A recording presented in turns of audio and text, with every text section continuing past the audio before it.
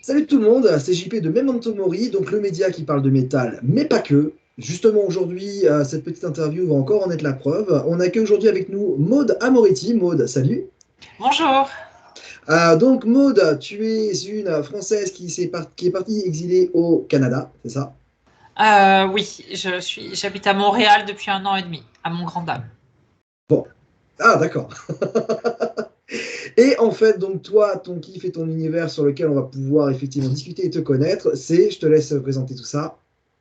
Ok, je suis illustratrice. J'ai commencé à travailler il y a un peu plus de 20 ans.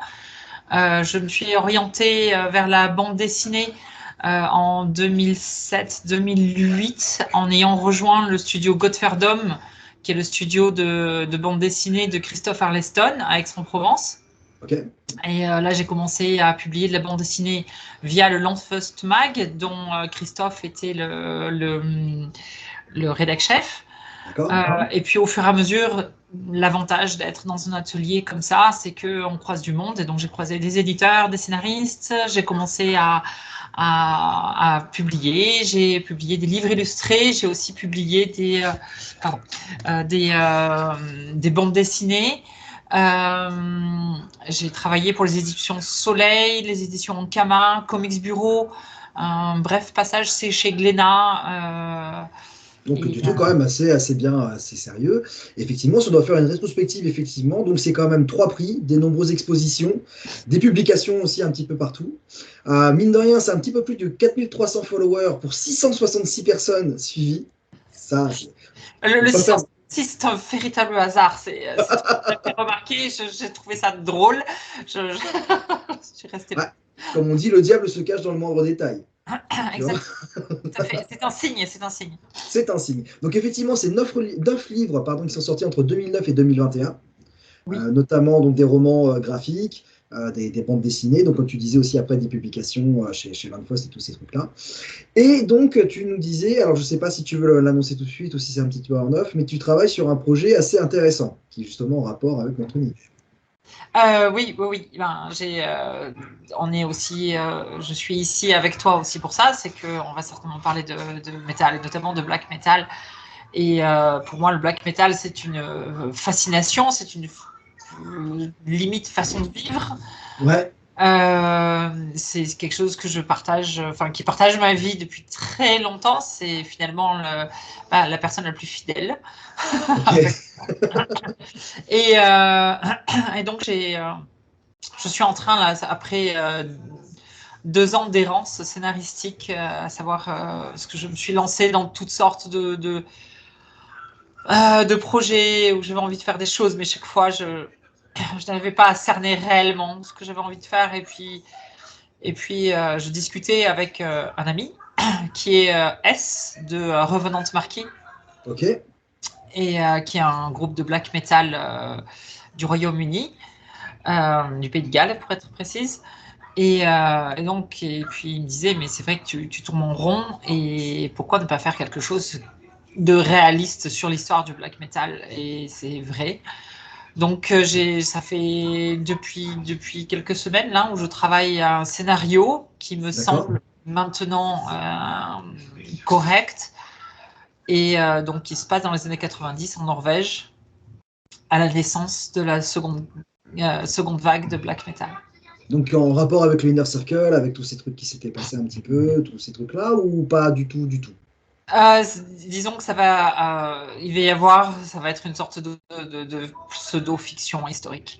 Parce D'accord. que moi, j'ose pas trop, enfin, je ne sais pas, il faudrait que j'en parle avec mon agent, avec l'éventuel éditeur, parce que pour l'instant, Oui, j'en suis pas le balbutiement du projet, savoir si je peux citer des noms, si je peux faire des références, ou est-ce que je cache tout ouais. derrière des choses, et je pense que les gens qui connaissent comprendront de Auront qui les je... références, mais c'est difficile d'être explicite sans trop. C'est ça. Ça tirait Donc, peut-être des problèmes. Ouais. avec ces personnes, j'ai pas envie de me retrouver sur la liste noire de Varg, par exemple. Ah, oui, non, ça c'est sûr. Voilà, donc ce genre de choses, donc c'est ça qu'il faudra surtout voir et à quel point je peux parler. Est-ce que je songeais éventuellement peut-être, enfin je n'ai aucune idée, mais pour l'instant j'en Tu suis penses à que tu as l'état effectivement en marge de avec manœuvre. Ok. et aux essais. Tu sais grosso modo quand est-ce que ça pourrait éventuellement sortir. Enfin, tu t'es fixé une deadline pour travailler ce truc-là ou tu veux vraiment laisser aller au fur et à mesure là, un peu l'aspiration et Moi, je suis lancée, donc je vais présenter, je pense, un dossier d'abord à mon agent littéraire dans les 10 jours, 2 semaines. Ok. Il va recevoir le scénario, des illustrations tests et puis peut-être 1 ou 2, voire 3 pages de bande dessinée. Voir si lui déjà ça l'intéresse, s'il pense que c'est viable. Pour l'instant, j'ai des retours venant d'autres auteurs de bande dessinée, ce qui me rassure, mais c'est l'avis de l'éditeur qui prime au final. C'est vrai. Alors, autant qu'il y a beaucoup de romans ou de bouquins, parfois biographies ou enquêtes, qui naviguent effectivement sur ce côté black metal. Bande dessinée, je ne sais pas s'il y en a. Alors, parfois, il y a des bandes dessinées, genre les Hardos ou les Métalleux, ce genre de trucs, mais vraiment sur le black metal, je ne pense pas que ça soit quelque chose qui existe déjà. Non, j'ai rien vu. Moi non plus, j'ai rien vu. Et enfin, moi en tout cas, je sais que ça me manque. Ah bah oui, oui, clairement, Ça clairement. me Donc, manque qu'il n'y ait pas de représentation de ce que j'aime, en tout cas, dans le média sur lequel je travaille. ok. Du coup, qu'est-ce qui est venu en premier? Alors, tu disais que ton amour pour le black metal, c'est quelque chose qui existe depuis des années. C'est la musique qui t'a amené vers le dessin ou c'est le dessin qui t'a amené vers la musique? J'ai toujours eu du mal à approcher la musique. J'ai toujours rêvé d'être musicienne, mais je sais dessiner et c'est une facilité. Donc, je suis allée vers le dessin plutôt que vers la musique, par facilité peut-être. Mais je dessine parce que je ne suis pas musicienne. Mais même en tant qu'auditrice, je veux dire, quand je te parle par exemple de la musique, c'est en tant qu'auditrice, en tant qu'amatrice de métal. Est-ce que c'est l'univers du métal qui t'a amené vers le dessin par le biais des illustrations ou c'est voilà, les illustrations parfois des albums qu'on pouvait avoir dans les années 90? Enfin, je pense qu'en termes d'âge, on ne doit pas forcément avoir une grosse différence. Moi, je suis dans les années 79. J'ai grandi dans les années 90 avec les pochettes métal mythiques. Et c'est vrai qu'il y avait une forte identité métal dans les dessins. Est-ce que voilà, c'est ça qui a pu t'amener tranquillement vers ce style-là ou pas du tout, quoi? Effectivement, étant vu que je dessine, je suis très attirée par les visuels Ok, et par pardon, j'ai un petit bonhomme qui passe derrière. t'inquiète. Hey, on se voit après, d'accord, chérie. Euh, et donc, c'est à la fin des années 80, c'est peut-être en 88 ou 89, je passais chez un disquaire que j'appréciais dans ma ville, à Aix-en-Provence, qui était certainement un des seuls disquaires de la région, enfin, oui, Aix-Marseille, qui avait des disques qui m'intéressaient. Et là, je vois une pochette d'un disque de Bolt Thrower Ah bah ouais. avec des Space Marines venant de l'univers de Games Workshop, de Warhammer 40 000. Et donc, moi, étant grande joueuse de jeux de rôle devant l'éternel, j'ai été très attirée par cette pochette et j'avoue que j'ai Ouais. acheté ce disque Sans au hasard, connaître, d'accord. sans connaître. Tu écoutais déjà du death metal à l'époque ou ça a été ta première rencontre du coup avec le death metal? Ça a été ma première rencontre avec le death metal. J'écoutais du punk, j'écoutais énormément de punk anglais, américain, français. J'écoutais aussi pas mal de goth. Christian Ok. Death, Sisters of Mercy, etc. Siouxsie and the Banshees. Et, euh, et donc, quand j'ai écouté, j'ai été surprise. J'ai été surprise, c'était pas une musique que je connaissais, c'était plus fort, plus violent que ce que j'écoutais d'habitude. Et ça m'a beaucoup plu. Ça Surtout m'a que, plu, alors, c'était. surtout que Bolt Thrower est pas forcément un groupe qui est réputé pour sa vitesse ou sa violence. C'est quelque chose d'assez pachydermique, d'assez rouleau compresseur. Donc Tout à c'est fait. vrai que ça peut déstabiliser par rapport au côté punk de l'époque qui visait plus. Donc, du coup, excuse-moi, je t'ai coupé dans ton C'est pas explication. grave, c'est pas grave, c'est pas grave. Et donc, c'est assez amusant parce que toujours mes amis de l'époque se moquaient de moi parce que souvent j'achetais des disques en fonction de l'illustration de la pochette, ce qui m'a joué énormément de tours. Mais justement, c'est que quelques années plus tard, donc j'ai acheté un disque de Darkthrone. Ok. justement en me fiant à la pochette. C'était A Blaze in the Northern Sky. Et j'avoue que j'ai été très perturbée par l'aspect lo-fi de l'enregistrement Très et minimaliste, ouais. ça, la voix gutturale, parce que donc j'étais habituée, je commençais déjà à m'habituer pas mal au death metal, notamment avec Entombed, Left Hand Oui, Path, qui est toujours un album que j'écoute encore maintenant, même le Ball Thrower. Et donc, c'était à nouveau un autre choc. Et étrangement, j'ai rangé le disque. J'ai acheté d'autres disques de Darkthrone après le premier Mayhem. ok, Mais à nouveau, c'est des disques que j'ai mis de côté quelque part. ouais, J'ai dérivé euh, plus vers la musique expérimentale, parce que je restais un petit peu dans ma lignée goth, et donc j'ai écouté des musiques de groupes allemands ou belges ou anglais qui étaient de plus en plus bruyants, de plus en plus dissonants. Je m'éloignais, disons, du métal, je me dirigeais vers la vers musique l'Indus un expérimentale, peu, ouais, vers l'Indus, mais l'Indus bruitiste. ouais, C'est-à-dire notamment beaucoup de groupes, par exemple Smell and Quim ou To Live and Jive in LA. Surtout beaucoup de japonais comme CCCCC ou Merzbow. Et donc vraiment du arch ouais, noise et de la musique très très dure. En rencontrant les Japonais, j'ai écouté beaucoup de jazzcore, notamment du jazzcore que j'avais découvert par le groupe américain new-yorkais de Naked City, ok, où le chanteur, justement, ça remonte à 20 ans, là, à plus de 20 ans. Donc, Yamantaka, j'y arrive plus. Et bref, et donc j'ai écouté Yoshida Tatsuya, donc beaucoup de groupes hardcore japonais qui étaient vraiment étranges et expérimentaux. Étant partie vivre au Japon, je me suis surtout concentrée sur cette scène-là. ok, Et puis quand je suis même si de temps en temps, je revenais vers le black metal, mais chaque fois que j'écoutais le black metal, j'avais toujours quelqu'un autour de moi qui me disait ah ça fait trop punk, c'est trop proche du crust ou ce genre de choses. ouais, Il y a pas assez d'électronique et donc lorsque mon colocataire de l'époque ou des gens avec qui je traînais qui me disaient mais non quelque chose d'autre, plus d'électronique. Donc finalement, je me retrouvais avec moins de possibilités d'écouter ça. ouais.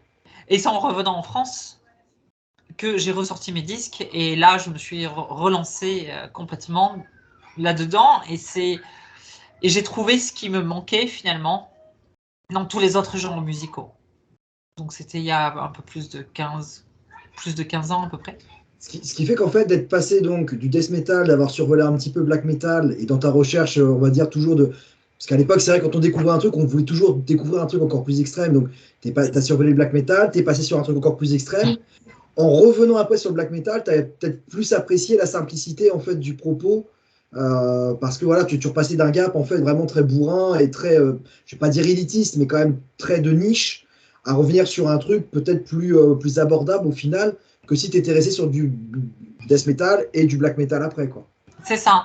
Et surtout il y a en tout cas, c'est la profondeur dans le black metal qui m'a touchée, plutôt que le death metal qui m'apparaît comme étant une musique fun finalement.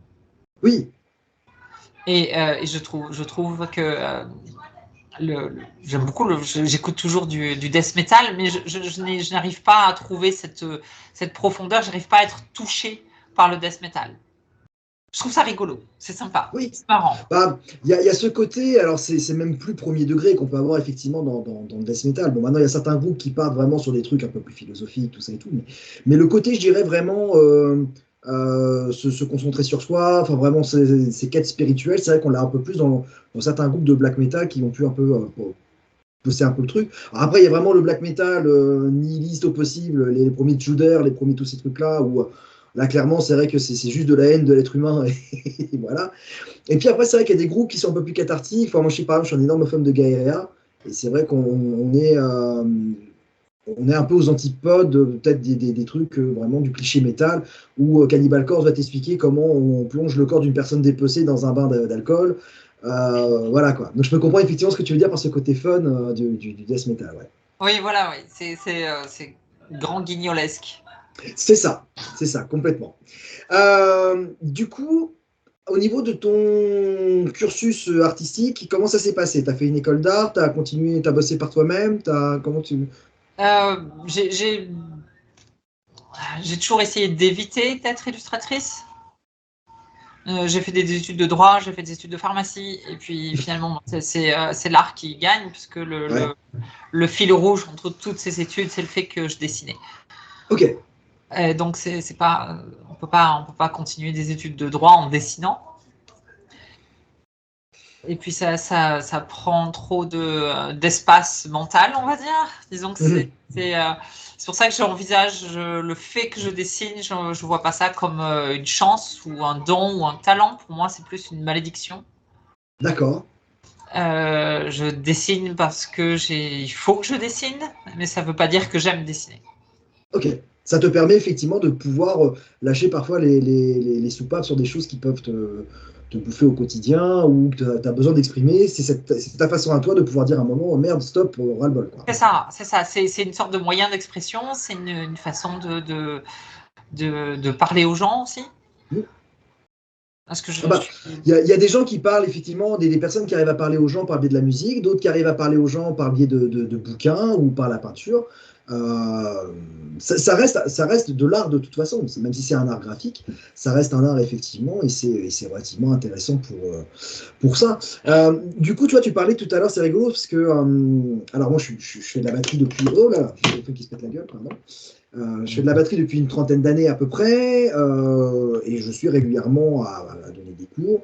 Et on a souvent ce fameux débat quand on parle de certains musiciens, le talent versus le travail. Ou les personnes qui disent il est doué, il a un don, ou quoi que ce soit. Et c'est vrai que moi, plus je vieillis, plus je pense que plutôt que de don, je parle plutôt de prédisposition. Voilà, comme quand on était au collège, on avait des prédispositions aux langues étrangères, on a des prédispositions à être à l'aise avec la mécanique. On ne naît pas avec un don de savoir parler anglais, c'est des prédispositions.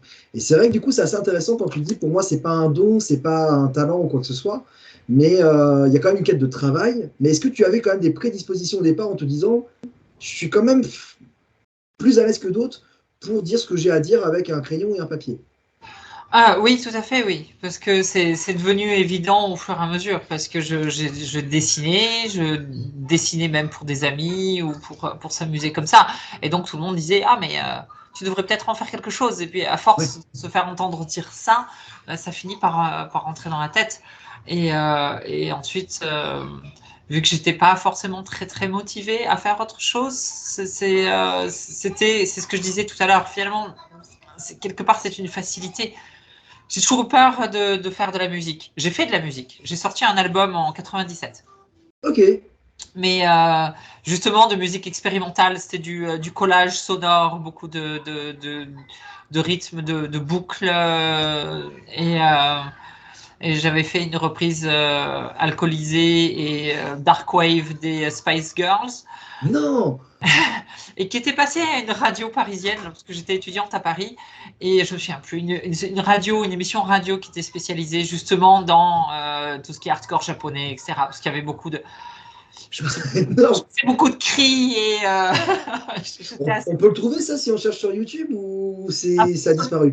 Absolument pas, je l'avais sur CD. Le CD a refusé de tourner il y a une dizaine d'années. J'avais des cassettes, j'avais fait des cassettes de démos que je vendais. Bon sang, je les vendais 5 francs, je crois. Ouais. Et plus personne ne retrouve ces cassettes. Moi, vu que j'avais déménagé au Japon, j'ai un peu perdu tout ce que j'avais au fur et à mesure. J'ai plus aucune trace de ça.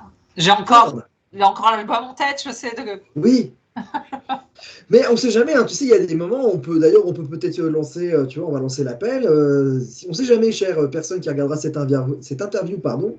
Si tu as déjà entendu cette reprise ou si tu sais où on peut la trouver, n'hésite pas à nous contacter, nous ou Maud, parce que ça peut être le truc qui peut carrément être cool à retrouver quasiment 27 ans plus tard, quoi. Et voilà, donc mon One Woman Noise Project s'appelait La Maison de Marie, puisque je voulais avoir une espèce d'esprit, un petit peu la petite maison dans la prairie. Ouais. qui était mon second prénom. Je me disais que c'était... je brouillais un petit peu les pistes et puis je restais dans un thème. J'essayais d'avoir un nom doux avec une musique qui allait être régressive. Et voilà, donc ça s'appelait La Maison de Marie. Et donc c'était, je sais plus quel morceau des Spice Girls. Bon, C'est on cocasse. essaiera on essaiera de retrouver ça. En tout cas, ça peut être assez rigolo. Du coup, on parlait au tout début de ton interview, le fait que tu es parti donc vers Montréal. Qu'est-ce qui s'est passé? C'est quoi? C'est une opportunité professionnelle? C'est un choix personnel de dire j'ai envie de bouger un peu de la France? Euh, Disons que j'arrivais... C'est compliqué. Euh, Comment expliquer ça? Disons que je tournais en rond en France. C'est vrai que la période des confinements dus au Covid n'ont pas aidé. Je travaillais pour un éditeur et puis on a eu un désaccord parce que le travail qui m'était demandé me prenait beaucoup trop de temps, donc j'avais besoin d'être mieux payé plus longtemps en tout cas, et ce qui mhm. refusait. Et donc le problème, c'est que j'arrivais plus à vivre correctement sans argent. En BD, ça arrive souvent. Le nombre de projets qui sont menés comme ça sans être payés, c'est très douloureux, très long.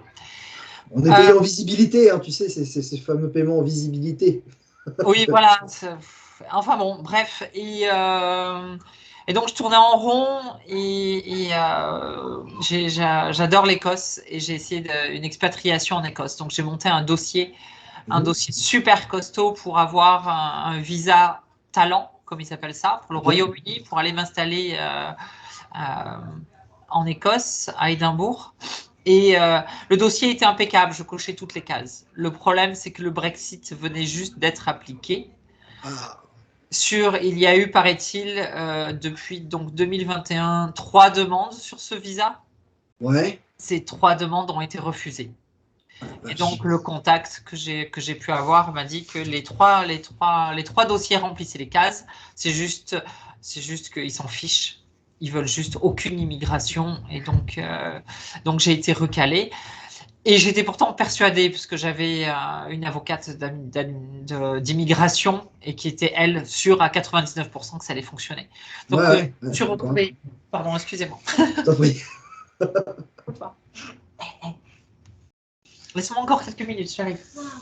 Et, euh, Et donc, euh, je me suis retrouvée dans le bec dans l'eau. Et mon épouse aussi était très, très motivée par un départ à l'étranger. Ok. Et puis, je parlais avec une amie qui était installée à Montréal et qui me dit, mais venez à Montréal. C'est sympa, il y a plein d'opportunités de travail, il y a le milieu du jeu vidéo qui recrute en Mm. permanence, tout est en plein essor. Ça apparaissait comme étant finalement une sorte d'Eldorado. Un mal pour un bien, au final, un refus qui C'est correspondait à ton ça, premier choix, mais qui au final pourrait peut-être mieux correspondre à ce que tu cherchais, ou ce que vous cherchiez en tout cas, en voulant exactement. partir. Ok. Mon, mon second choix après l'Écosse, c'était la Norvège. Mais on s'est dit que ne parlant pas la langue ou en balbutiant quelques mots, c'était Ouais. vraiment pas suffisant pour pouvoir faire une immigration là-bas. Ouais. Donc, on s'est dit pourquoi pas le Canada. Et donc, on est parti avec un visa étudiant. C'est Ok. mon épouse qui a. Arrête, s'il te plaît, laisse-moi finir, d'accord? Et pardon, T'inquiète, t'inquiète, y a pas de souci. et donc on est parti avec son visa à elle, puisqu'elle allait reprendre ses études pour faire des études de photographie. Ok. Et puis, donc on est parti là-dessus. Pour moi, l'arrivée a été très difficile parce que, alors qu'à la frontière, j'aurais dû recevoir mon permis de travail, il ne m'a pas été délivré et ils ont mis 7 mois à me le donner. Ah, Et donc toutes les économies ont fondu. Finalement, mon épouse a décidé de me quitter. Euh, et puis, bah, c'est difficile je sais pas, vu que je m'occupe essentiellement de mon petit garçon et j'ai trouvé du travail, mais disons que j'ai pas de. Lénaïque, s'il te plaît, laisse-moi tranquille. On va essayer de faire vite. Voilà, bref, donc j'ai pas eu de comment dire, j'ai pas eu de relation, j'ai pas eu de contact, j'ai toujours pas d'amis. C'est pour ça que pour moi, Montréal n'est pas un endroit que j'apprécie. Ouais. Je suis contente de rien. Il y a la seule chose qui est bien, c'est qu'il y a une bonne scène pour le black metal. Il y a des concerts très régulièrement. J'ai pu voir pas mal de choses. Il y a le festival Messe des Morts qui a lieu fin novembre. Okay. Et qui 3 jours avec une trentaine ou presque une quarantaine de groupes et mais des pointures. On a Infernal, Ski cette année. Enfin, il y a vraiment vraiment de superbes programmations. Et ensuite, ça c'est vraiment le côté positif. D'un point de vue justement culturel, est-ce que quand tu es arrivé, tu as commencé un peu à mettre le nez dedans, tu as ressenti vraiment une grosse différence marquante entre notre pays et la façon dont le métal est un peu considéré, où ça passe pas forcément aux médias, enfin dans les télés, enfin ça passe plus en tout cas dans les télés et les radios par rapport à Montréal et les pays qui sont encore un peu plus dans ce genre-là, où il y a enfin, pour avoir visité, effectivement, il y a quelques années, on avait passé 10 jours, on avait fait Toronto, Montréal, Québec. Et à la radio, on entend aussi bien effectivement du Metallica que des chansons voilà, qui parlent du double 6 au domino. Est-ce que tu as ressenti une différence, toi, effectivement, qui t'a, je sais pas, je vais pas dire marqué, mais où tu t'es dit, putain, c'est quand même pas pareil que chez nous? Pas vraiment. C'est mon problème ici, c'est que je ne sors pas vraiment, j'ai pas le temps de sortir. J'ai le nombre de billets de concert que j'ai acheté où finalement j'ai pas pu y aller. C'est donc j'ai rencontré quelques personnes, mais sinon j'ai pas senti de réelle différence. C'est assez étrange. Je trouve que même si on voit des gens habillés différemment dans la rue, on sent qu'il y a plus de facilité à une expression personnelle. Mais je n'ai pas vu, par exemple, c'est très rare. Par exemple, à Édimbourg, je me baladais, des black metalers, j'en ai croisé.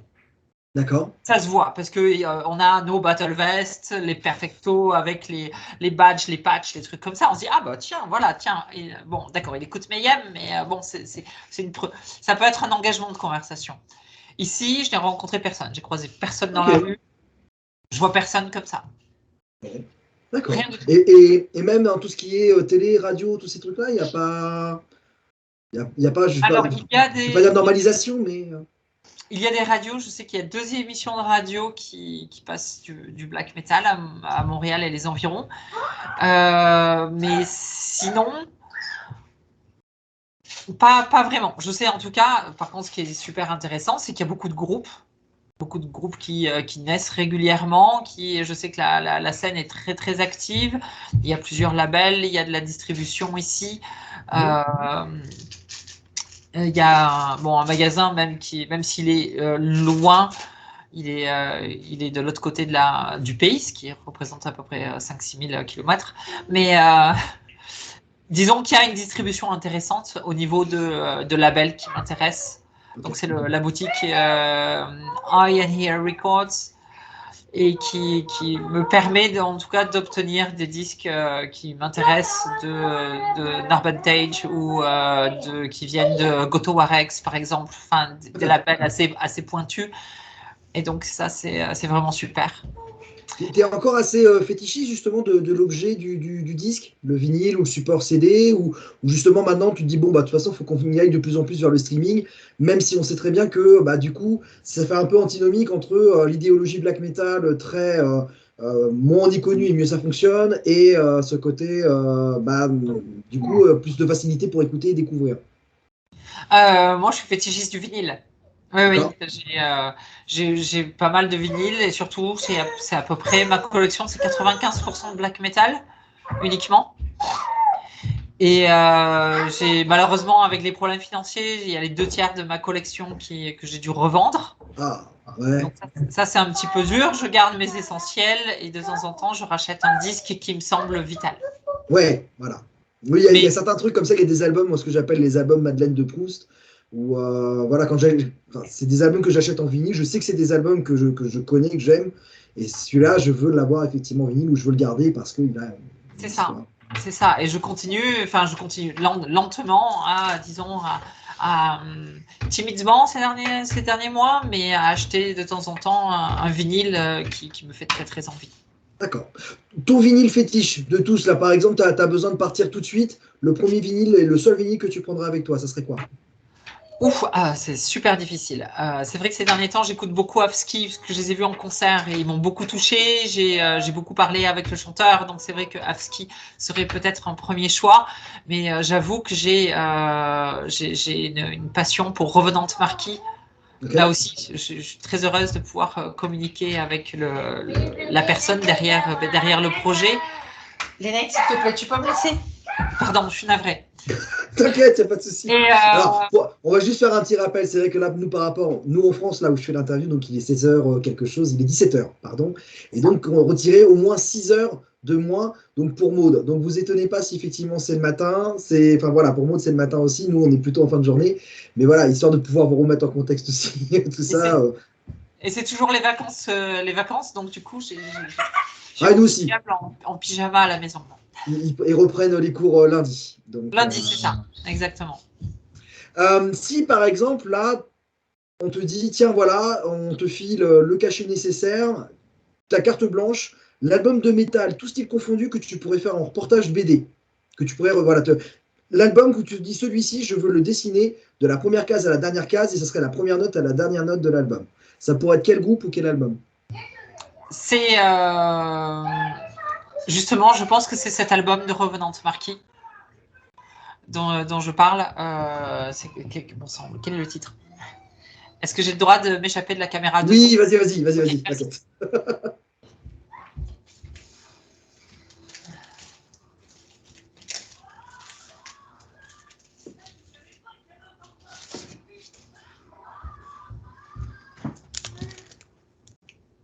Youth in Ribbon. Youth in Ribbons de Revenante Marquis, que j'ai signé d'ailleurs. Ouais, je vois ça, putain. Il y a vraiment eu un. Vas-y, je te laisse terminer de parler de cet album-là et je vais parler après du visuel, effectivement. Et donc ça, c'est vraiment un album qui m'a énormément touchée. Énormément. Ça a été une révélation quand il est sorti. C'est le premier album de Revenante Marquis que j'ai écouté. Et ça a créé quelque chose. D'ailleurs, justement, dans mon dernier livre, qui s'appelle Godiva, j'ai fait plusieurs illustrations inspirées de cet album.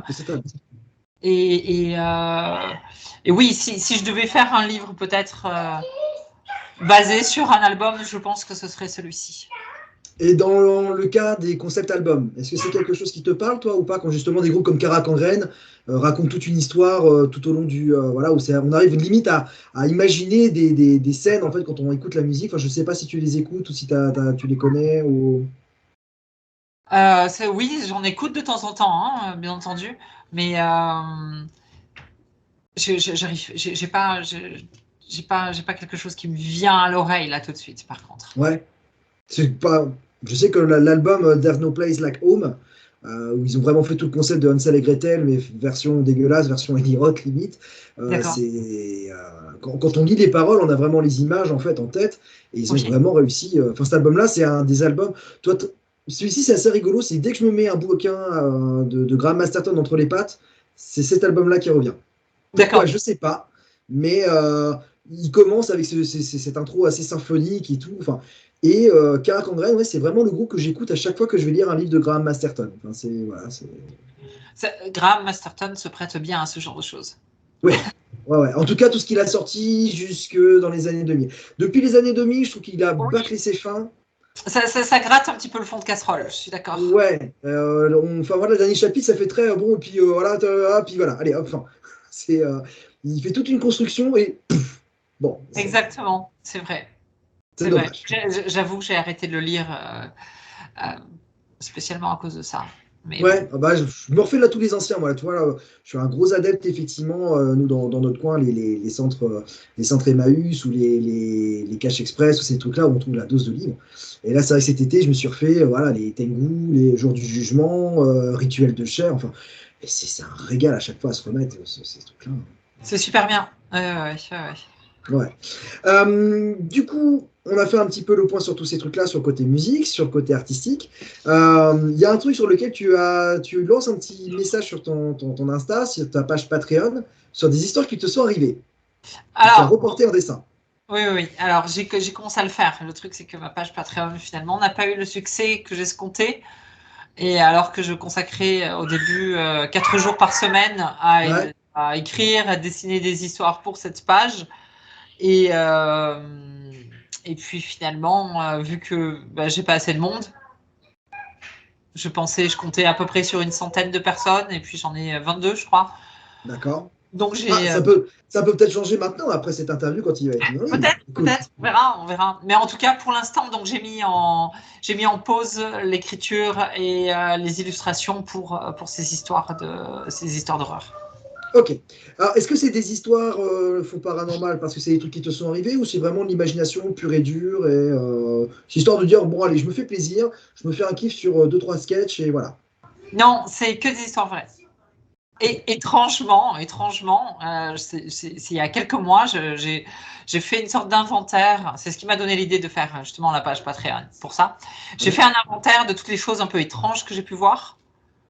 Et ben, je suis sortie, j'avais plus d'une dizaine d'histoires. Ah ouais. Et notamment quelques-unes qui sont costauds, qui sont plutôt, qui m'ont fait peur. Et j'ai vu que j'étais pas seule à les vivre. Ouais. Je me suis dit que j'ai pas halluciné. C'était pas. Oui, voilà, c'est pas de l'imagination, c'est quelque chose C'est vraiment. ça. C'est quelque chose Est-ce de vrai. que, justement, alors, si tu as ce truc-là de vouloir un peu l'expliquer pour peut-être que d'autres personnes puissent se dire aussi, bah, moi aussi je l'ai vécu. Est-ce que tu as déjà envisagé les cas, par exemple, des Kiss Kiss Bang Bang ou voilà, des trucs un peu de faire une cagnotte en ligne en disant aux gens, voilà, je peux vous proposer ça, après avec des petites contreparties, mais si on arrive à tant de trucs, ça permettrait de pouvoir créer cette bande dessinée, par exemple, et de pouvoir la mettre en ligne. Est-ce que c'est quelque chose qui t'a déjà traversé l'esprit ou... Ouais, Je l'ai déjà fait. d'accord, J'ai fait 2 albums via Ulule. ok, J'ai fait un album sur la fin du monde qui s'appelle Les Destructeurs. ok, Et j'ai fait mon dernier ouvrage aussi qui s'appelle Godiva, qui est plutôt un artbook. ok. J'ai fait ces 2 albums-là via Ulule. Les deux campagnes ont fonctionné, les livres existent. Bon, ce sont Ce des qui petits tirages, c'est du 350 exemplaires environ. Ouais, mais ce qui pourrait être intéressant, effectivement, c'est que bah, si Patreon n'a pas fonctionné, peut-être de pouvoir se dire, bon, voir ce truc-là. Mais alors après, je t'avoue, ma Patreon, c'est vrai que c'est une plateforme que je ne connais pas du tout. Euh, j'ai jamais trop pris le temps non plus de me pencher dessus. Pour, par exemple, voilà, la personne comme moi qui te dit, voilà, explique-moi le Patreon pour les nuls. Comment ça fonctionne ce genre de site? En gros, c'est du mécénat. D'accord? C'est du mécénat. C'est-à-dire que lorsque il y a un artiste, que ce soit en musique ou en dessin ou peu importe, que l'on apprécie, s'il a une page Patreon, ça veut dire qu'on s'abonne. On s'abonne, on lui donne, par exemple, moi je demande, euh, j'ai plusieurs stades, plusieurs niveaux, Ouais. et on peut s'abonner pour 6 euros par mois ou 15 euros par mois. Et donc, Avec ça 6 permet. euros. Donc, dans tous les cas, dès le premier palier, je publie des vidéos, je publie des illustrations, des pages de bande dessinée. Je parle de plus de choses que ce que je dis sur les réseaux sociaux. Donc, ça D'accord. permet un contact plus direct et plus riche que, par exemple, Instagram ou Facebook. Oui. Évidemment, Alors, vous pourrez vas-y. publier tout ça sur Instagram, mais le format est déjà limité. On a un téléphone, les images sont petites, tandis que Patreon, on peut le consulter aussi sur un ordinateur et donc D'accord. avoir du grand format. Ok. Alors, il y a un truc sur lequel moi je me suis rendu compte de quelque chose qui change. Euh, c'est qu'effectivement, moi depuis quelque temps je travaille le chant et j'aime bien faire des vidéos, voilà, pour montrer, pour faire rigoler les potes parce qu'ils se foutent de ma gueule quand je gueule au volant du death metal voilà, en doublant des voitures sur les autoroutes. Et en fait, hein, j'ai un pote qui m'a dit, mais tu sais, fais une page TikTok, tu verras que ça fonctionne. Et je me suis rendu compte qu'une vidéo postée en 1 heure de temps, je fais 2 fois plus de vues que Insta, Facebook, YouTube réunis. Ça m'étonne pas. TikTok, c'est en ce moment tout le monde se régale avec, hein, j'ai l'impression. Il y a différentes façons peut-être après de l'amorcer, mais est-ce que justement tes histoires paranormales pourraient peut-être pas être envisageables sur ce truc-là pour renvoyer après justement sur le Patreon en disant si vous aimez plus, il y a une histoire inédite par exemple qu'on peut remettre, mais dans un premier temps que les gens puissent se dire tiens je vais voir ce truc-là et merde c'est vrai que c'est intéressant ce machin-là donc je vais peut-être aller suivre un peu plus. C'est une idée. C'est une idée. Mais comme je te disais aussi, pour l'instant, je ne peux pas continuer parce que financièrement, c'est pas viable. C'est compliqué, ouais. C'est très compliqué et il aurait fallu que je commence justement avec cette idée-là. Il aurait fallu que je commence par faire le TikTok. Il aurait fallu qu'on en parle il y a 6 mois, en fait. Il n'est pas trop tard, l'année commence. L'année des choses. Beaucoup de personnes disent c'est l'année où beaucoup de choses vont changer pour moi. On est un peu sur un début de truc, on est sur un début de cycle. Ça se tente, écoute. Après tout, je dirais, revoir sur une des histoires, voir ce que ça peut donner, créer une espèce de rendez-vous mensuel ou je sais pas, ou tous les 15 jours, prendre la température. C'est sûr. Oui, il y a beaucoup d'histoires de paranormal qui fonctionnent sur TikTok, hein, mine de rien. Hein. C'est quelque chose, c'est un sujet qui, moi-même, je me retrouve souvent perdu dans les méandres à regarder des posts de personnes qui racontent des histoires paranormales où il y a des fausses vidéos de trucs. Et c'est vrai qu'après, mine de rien, c'est assez addictif. Et je pense que le format, c'est un des formats justement qu'on va tester dans Memento Mori, de faire ce qu'on appelle les chroniques capsules. C'est-à-dire qu'en moins de 1 minute 30, d'essayer de faire un condensé de l'album pour renvoyer après les gens vers le site pour qu'ils veulent découvrir un peu plus le truc. Mais que la personne, quand elle est dans les transports communs, qu'en 1 minute 30, elle puisse se dire tiens, c'est intéressant ce truc-là, pourquoi pas. Parce que c'est un constat maintenant aussi, moi ça m'en désole, les gens n'aiment plus lire, ça les gonfle. Voilà, du truc rapide, voilà, donc c'est pour ça que les podcasts fonctionnent, c'est pour ça que les formats TikTok fonctionnent aussi, c'est du consommable rapidement, et c'est dommage, mais bon, c'est comme ça. Mais je pense qu'à mon avis, il y a peut-être ça peut valoir le coup de se dire bon, allez, pourquoi pas. Ok.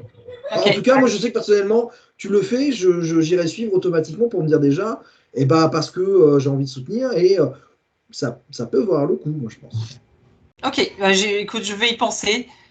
Comme je te disais, là, je me concentre sur comment payer mon loyer en février. Ouais, déjà. Si tu devais faire une rétrospective de 2023, le fait marquant personnel qui t'a marqué.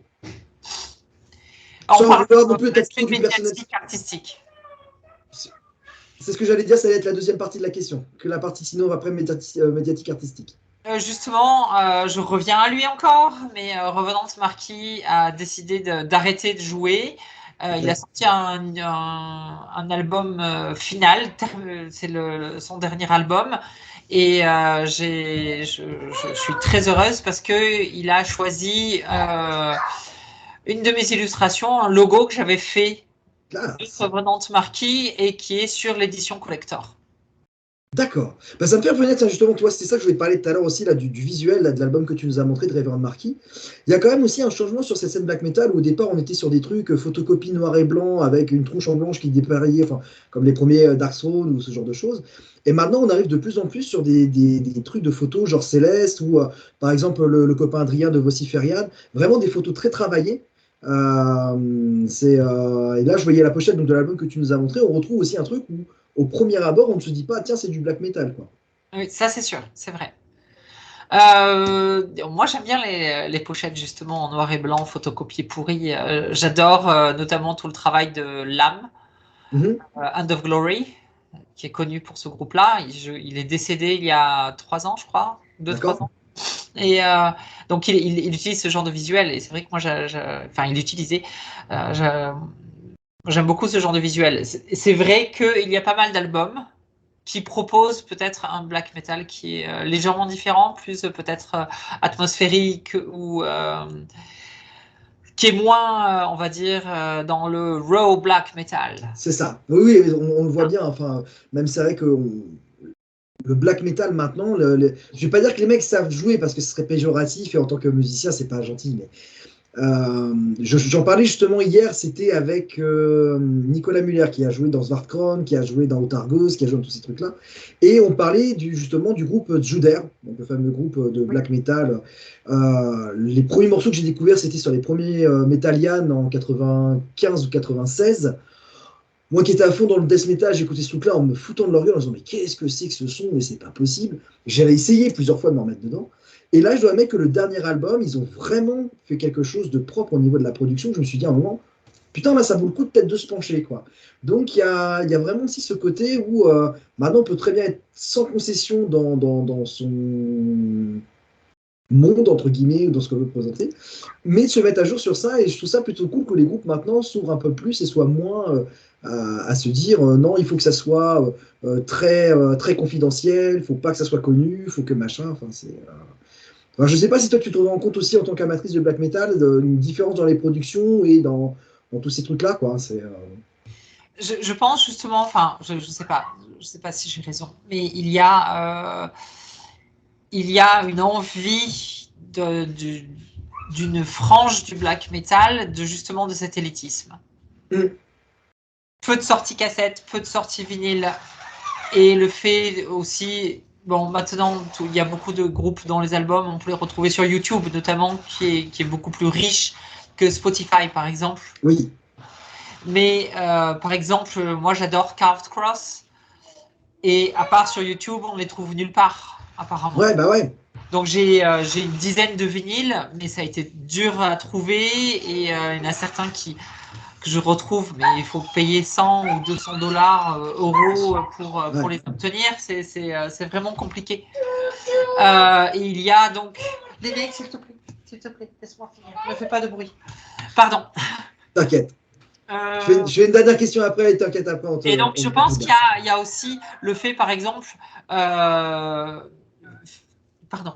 Oui, qu'est-ce qu'il y a? Désolée. Ah oui, c'est cool, c'est bien que tu aies fait ça. Je sais plus, c'est Fenris de Dark Throne qui disait que il considérait pas les groupes après le début de la seconde vague de black metal comme étant des vrais groupes de black metal. Pour lui, il n'y a que finalement cette première lancée avec Burzum, Dark Throne, Mayhem, mais de cette époque qui est véritablement le true Norwegian black metal. Ils sont suffisamment légitimes dans cette scène, en fait. C'est ça, ce sont les seuls légitimes, et tout ce qui vient après, finalement, ce sont des gens-là, ces gens-là qui ne sont que pour surfer sur une vague. Je trouve que c'est un petit peu difficile. Je pense que ce nouvel, enfin, je ne sais pas si c'est nouveau, mais en tout cas, cet élitisme vient peut-être de là. Le fait de, et je le comprends, c'est que on peut, moi j'aborde le black metal pas parce que c'est peut-être populaire, je m'en fiche, je l'écoute parce que moi ça me touche. Ça te parle, oui c'est ça. Ça me parle, j'ai besoin du black metal. Le black metal pour moi ça me crée un bouclier, ça me crée quelque chose, je me mets dans une bulle et ça absorbe le mal du monde. C'est vraiment mon bouclier. Ce qui est assez paradoxal de servir d'une musique aussi nihiliste pour se protéger au final. C'est ça, et c'est parce que je sens la douleur, je sens la souffrance qui vient de certains groupes, et ça me permet de me sentir moins seule. C'est un réconfort, c'est une couverture. Si j'ai froid, par exemple, je mets une couverture. Quand je suis mal, j'écoute du black metal et je me sens mieux. C'est le but de la musique de toute façon. Hein. Il faut que ça soit ça, la musique. Il faut que ça soit quelque chose qui nous parle. Quand on est en colère, quand on est content, quand on a envie d'être seul, quand on a envie de réfléchir. Il y a des albums comme ça où voilà, c'est un style musical, on est bien dedans. Et voilà, ça ne s'explique pas. Ça, dessus. Si on devait faire une... Vas-y, pardon.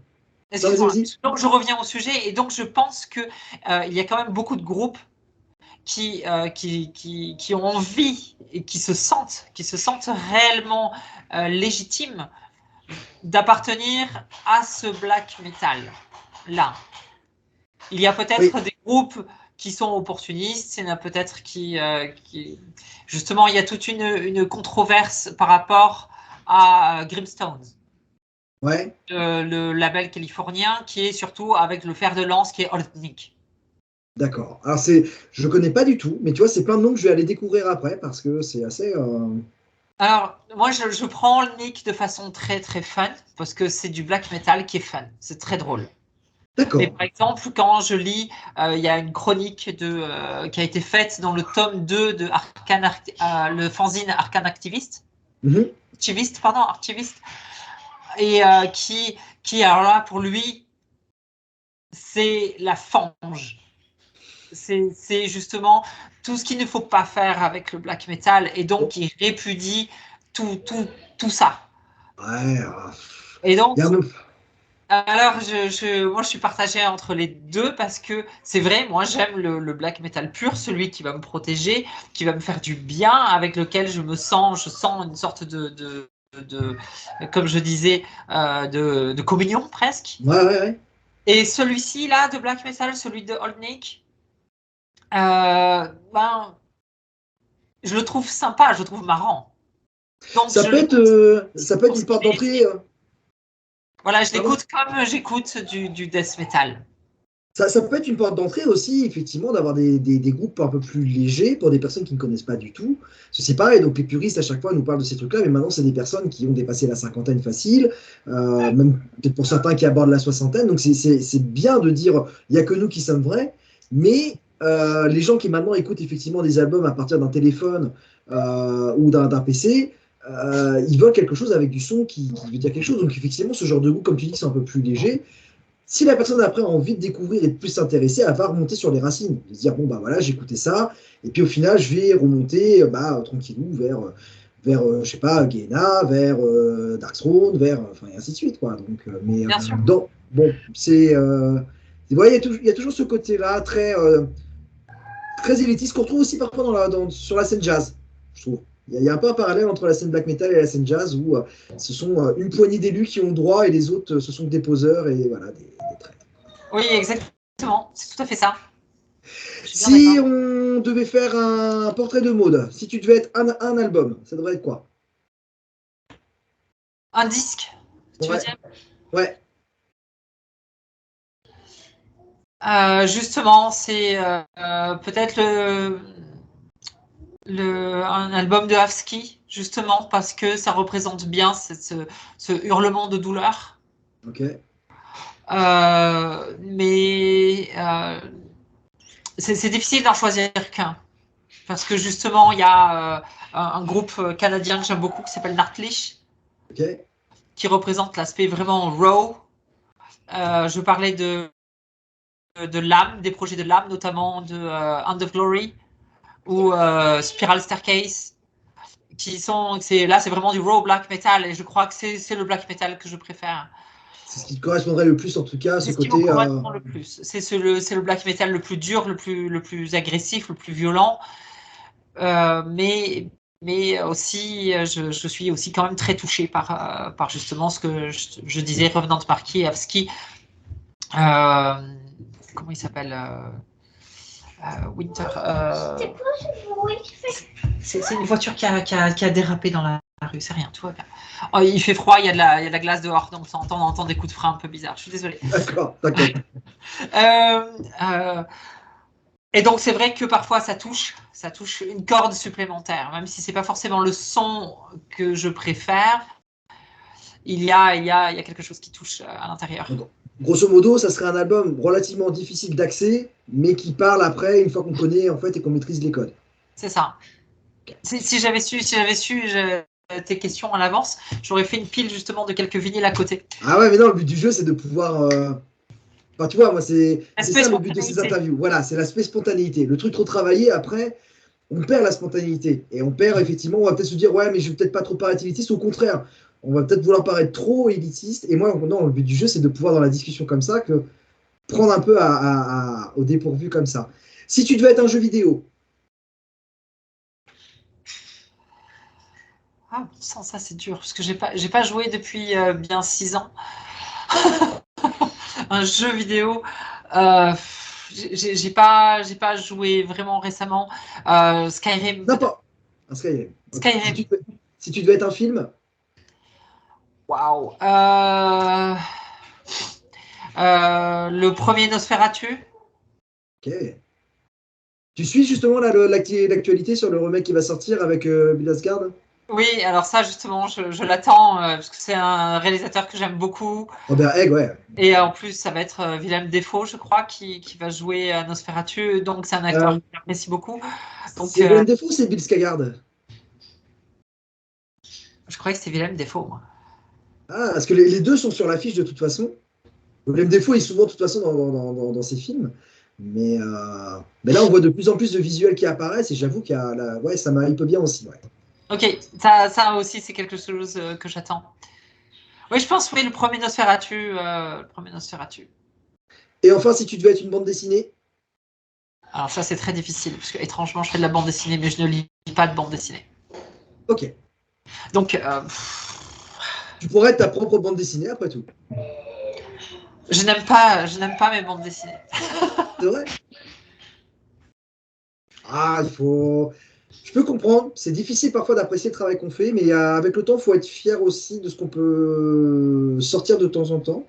Et puis en même temps, c'est toi. Si, tu vois, si en même temps, si tu as plus de 4300 personnes qui te suivent, c'est qu'il y a quelque chose qui vaut le coup quand même d'être suivi. C'est que ça plaît. Je l'espère, je l'espère. Je l'espère de tout cœur. Je sais, enfin, après avoir parlé avec pas mal de gens, j'ai beaucoup de gens qui m'ont dit qu'ils ont été touchés et que certains me suivent depuis l'adolescence et que je fais partie de leur construction personnelle. Donc c'est très très touchant. Ça me fait très plaisir. Ouais. Mais justement, si je pense que si je peux faire cette bande dessinée sur le black metal, là, ça sera beaucoup plus personnel, ça sera plus moi. Et ben, c'est peut-être celle-là du coup. Mais ça sera peut-être celle-là. Mais c'est très difficile sinon de choisir une bande dessinée qui. J'en ai qui m'ont touché dans l'enfance, dans l'adolescence, par exemple. Euh, J'avais beaucoup aimé L'île des morts de Guillaume Sorel, Ok. qui.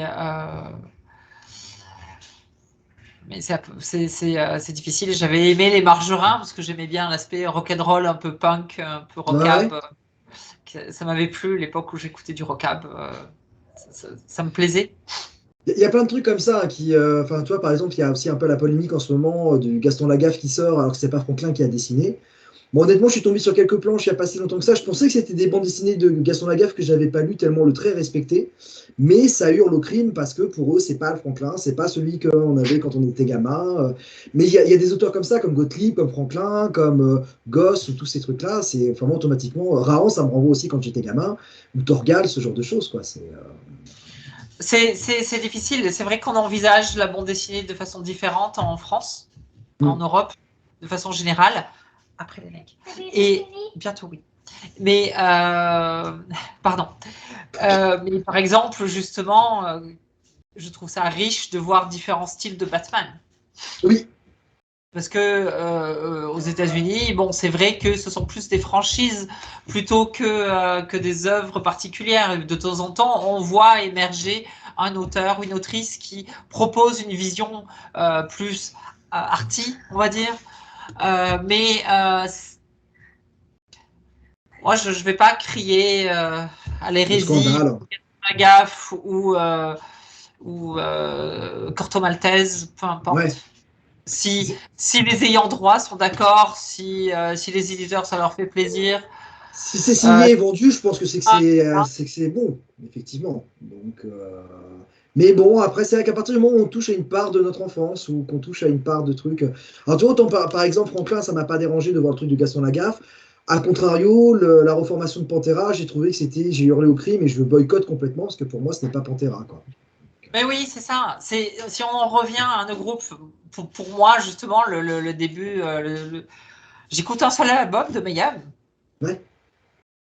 Qui est derrière. Du coup, c'est lequel alors? Ben, justement, enfin, c'est celui où donc il y a Varg qui est bassiste.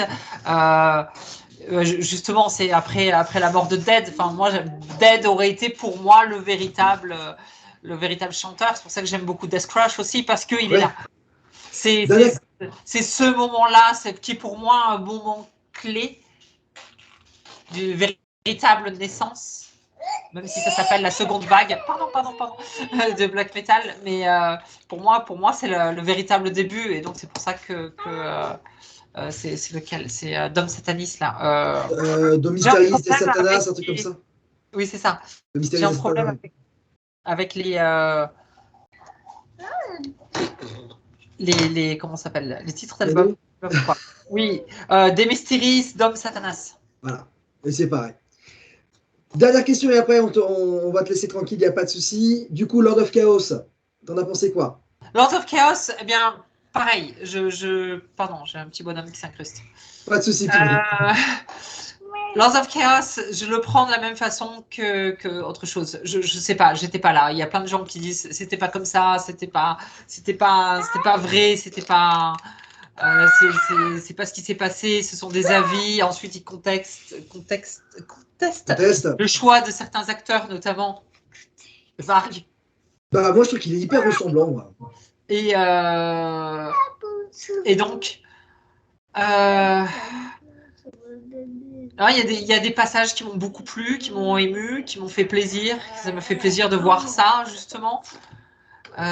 Et c'est vrai que si on reste dans l'aspect élitiste, on n'est pas dans le true Norwegian black metal. Non, c'est vrai qu'ils ont tendance un peu à montrer. Je suis en train de chercher le nom du guitariste qui s'est fait assassiner, Euronymous.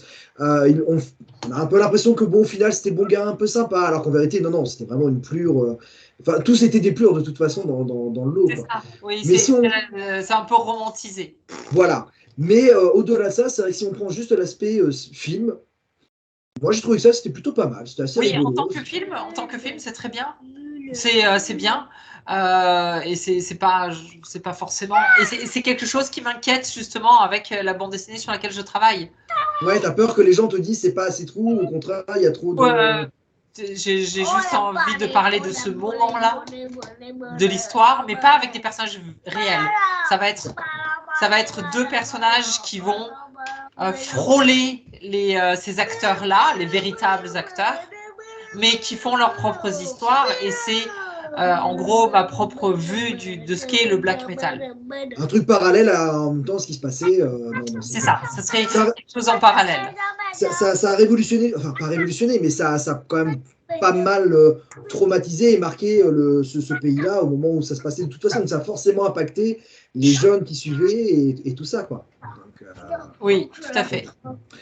Maud, merci en tout cas pour cet entretien d'1 heure. C'était cool. J'espère que je souhaite vraiment à ce que les personnes qui regarderont cette interview migrent vers ta page et découvrent ton univers. On va suivre tout ça de très très près. Et voilà, si tu avais un dernier mot, qu'est-ce que tu pourrais souhaiter? Pardon, c'est très difficile de se concentrer avec une couverture sur les bras. Un dernier mot, c'est que justement, je sais pas, sur l'importance de la musique, pour moi en tout cas, parce que pour moi la musique est vitale. Je dis souvent à mes étudiants, pas un jour sans un trait. Si on veut vraiment dessiner, il faut dessiner tous les jours. Et si moi, en ce qui me concerne, c'est que je ne peux pas vivre sans musique, je ne peux pas avoir mon black metal quotidien pour être bien. Pardon, c'est difficile de se concentrer avec lui à côté.